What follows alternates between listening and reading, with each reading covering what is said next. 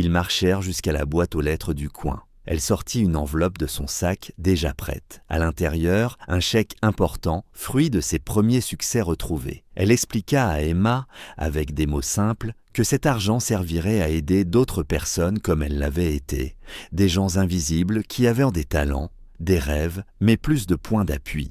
Emma sourit fièrement, comme si c'était la chose la plus normale du monde. De retour à l'appartement, le sapin brillait doucement. 3 chaussettes étaient accrochées à la cheminée. La femme s'assit près des lumières et sentit une émotion monter. « Tu sais, confia-t-elle à Daniel, cette nuit-là, avant de te rencontrer, j'écrivais des lettres d'adieu dans mon carnet. J'étais persuadée que mon histoire était finie. Puis Emma m'a demandé si j'avais faim. Et tout a changé. » Daniel la prit contre lui sans rien dire. Il n'y avait pas de mots assez forts pour répondre à cela. Plus tard, quand Emma dormit, blottie sous ses couvertures, ils restèrent là, en silence. La femme sourit doucement. « Je me trompais quand je disais que je n'étais plus personne. Je l'ai toujours été. J'avais juste oublié comment me voir. » Daniel hocha la tête. Il savait que ce soir-là, en refusant de détourner le regard, il s'était lui aussi sauvé un peu. Car parfois, aider quelqu'un n'est pas un acte héroïque, c'est simplement choisir de voir. Et dans ce choix, des vies entières peuvent recommencer. Chaque « j'aime » est un signe d'empathie, chaque commentaire une voix. Abonnez-vous pour faire vivre ces messages. Les jours qui suivirent s'installèrent dans un rythme nouveau, fragile mais rassurant. Rien ne fut magique ni instantané. Daniel ne proposa pas d'argent facile, seulement des étapes concrètes.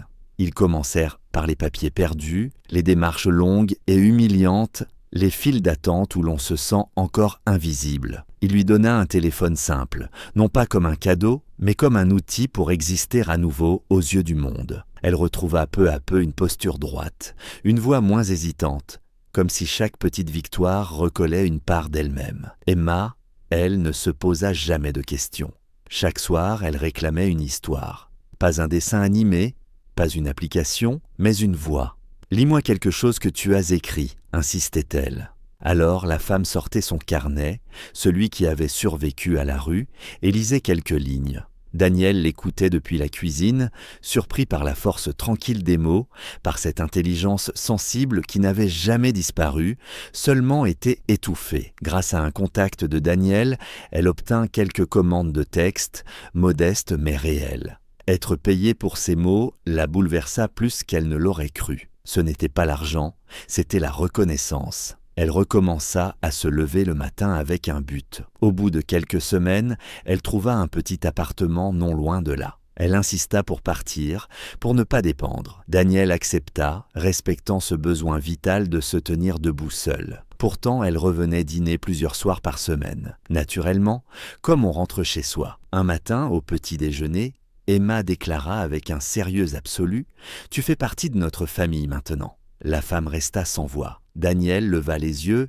et hocha simplement la tête. Il n'y avait rien à ajouter, les sentiments évoluèrent lentement, sans précipitation. Une confiance d'abord, puis une tendresse profonde, le jour où elle avoua, d'une voix tremblante, qu'elle tombait amoureuse, ce ne fut ni dramatique, ni excessif. Daniel répondit avec la même honnêteté, conscient du chemin parcouru, du respect nécessaire. Ce n'était plus une histoire de sauvetage.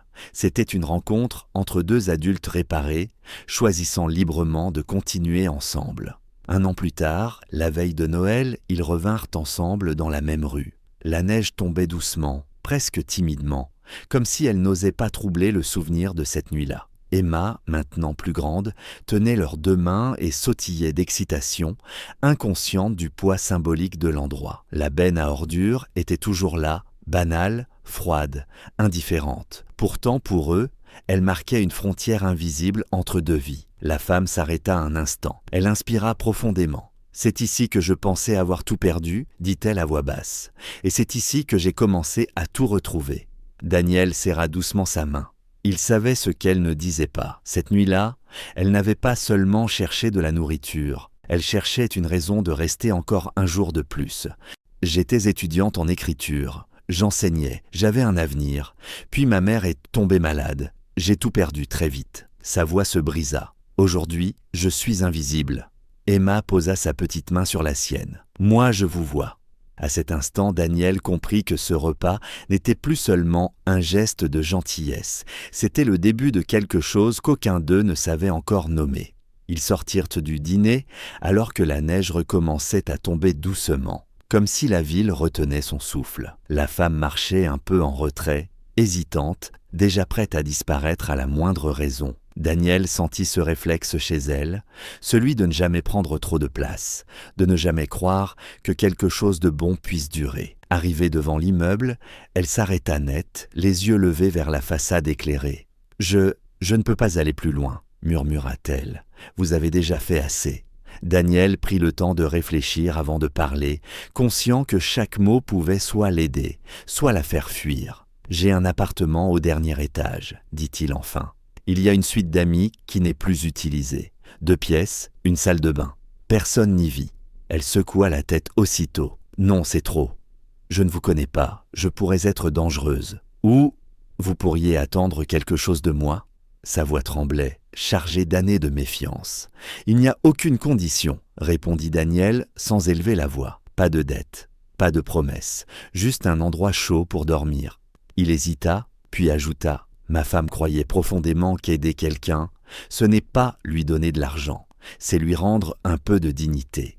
Le nom de Julia resta suspendu dans l'air froid. Il sentit Emma se serrer contre sa jambe, comme pour appuyer silencieusement ses paroles. Dans l'ascenseur, la femme restait silencieuse, crispée, comme si elle s'attendait à être rejetée à chaque étage. Lorsqu'il ouvrit la porte de la suite, elle resta figée. Les draps propres, la lumière douce, la salle de bain immaculée. Tout cela semblait irréel. « Je vais tout salir » murmura-t-elle. « Je ne mérite pas ça. » Daniel posa calmement une pile de serviettes près de la porte. « Prenez une douche, reposez-vous.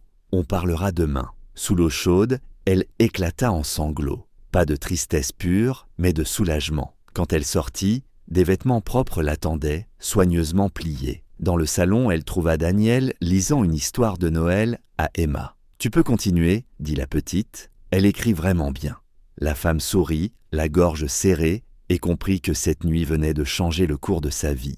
La neige tombait de plus en plus fort, de gros flocons épais, qui étouffaient les bruits de la ville et donnaient aux rues l'apparence d'une carte postale figée dans le temps. Daniel Morrison resserra sa prise autour de la petite main de sa fille et la rapprocha de lui tandis qu'il rentrait à pied, après la messe de la veille de Noël. Emma avait 6 ans. Elle était emmitouflée dans un manteau rose éclatant, coiffée d'un bonnet rouge et blanc qui glissait légèrement sur ses oreilles. Elle marchait d'un pas léger, parlant sans s'arrêter du Père Noël, des cadeaux et des biscuits qu'elle laisserait près du sapin. À 34 ans, Daniel possédait tout ce que beaucoup considéraient comme une réussite absolue. 3 ans plus tôt, il avait vendu sa start-up technologique pour une somme qui lui semblait encore irréelle. Un penthouse lumineux, des voitures, une sécurité financière totale. Et pourtant, en cette nuit de Noël, au milieu des décorations scintillantes et des vitrines illuminées, il sentait ce vide familier se creuser en lui.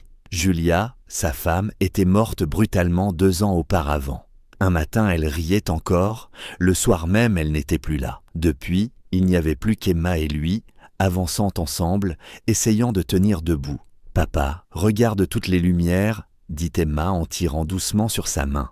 Daniel sourit, reconnaissant pour cet enfant qui était devenu sa seule ancre. Il passait devant une ruelle étroite, quand un bruit le fit ralentir. Un froissement de sac, une respiration haletante, désespérée. Daniel songea d'abord à continuer, rentrer vite, préparer du chocolat chaud, protéger Emma de ce genre de scène. Mais quelque chose l'obligea à s'arrêter. Sous la lumière vacillante d'un lampadaire, une jeune femme fouillait dans une benne à ordures. Elle tremblait de froid. Sa robe claire, autrefois élégante, était déchirée et tachée. Un vieux sweat à capuche, usé jusqu'à la corde, pendait sur ses épaules. Ses cheveux blonds étaient emmêlés. Elle serrait contre sa poitrine un carnet comme s'il s'agissait de la seule chose qui lui restait au monde. Lorsqu'elle trouva un reste de sandwich, un son proche d'un sanglot lui échappa. « Papa, pourquoi cette dame cherche dans la poubelle ?» demanda Emma d'une voix confuse. La femme leva brusquement la tête. Ses yeux, grands ouverts, étaient remplis de peur et de honte. « Je suis désolée » balbutia-t-elle, la voix rauque mais étonnamment soignée. « Je m'en vais,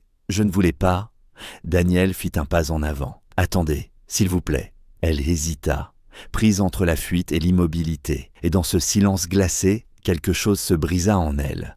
J'étais quelqu'un autrefois, murmura-t-elle avant de baisser les yeux. Le petit dîner au coin de la rue baignait dans une lumière jaune et chaleureuse, décorée de guirlandes fatiguées et d'un sapin artificiel posé près du comptoir. En entrant, Daniel sentit immédiatement les regards, pas sur lui, sur elle, sur ses vêtements sales, ses mains abîmées, sa présence qui dérangeait l'image parfaite de Noël. Il soutint calmement le regard de la serveuse et choisit une table sans laisser place à la discussion. Emma grimpa sur la banquette au milieu, comme si cette disposition allait de soi. La chaleur frappa la jeune femme de plein fouet.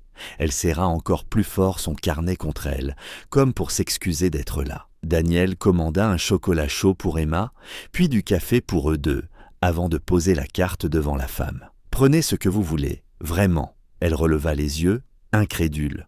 Tout, sa voix trembla. Elle choisit finalement une soupe, un sandwich, des œufs, du pain grillé. Quand les assiettes arrivèrent, elle tenta d'abord de manger lentement, dignement. Mais la faim fut plus forte. Elle mangea avec urgence, les larmes coulant en silence le long de ses joues. Emma la regardait sans jugement. À un moment, elle poussa doucement son chocolat chaud vers elle. « Vous pouvez boire le mien si vous avez soif. » La femme resta figée, puis secoua la tête en souriant faiblement. « Merci, mais garde-le, d'accord ?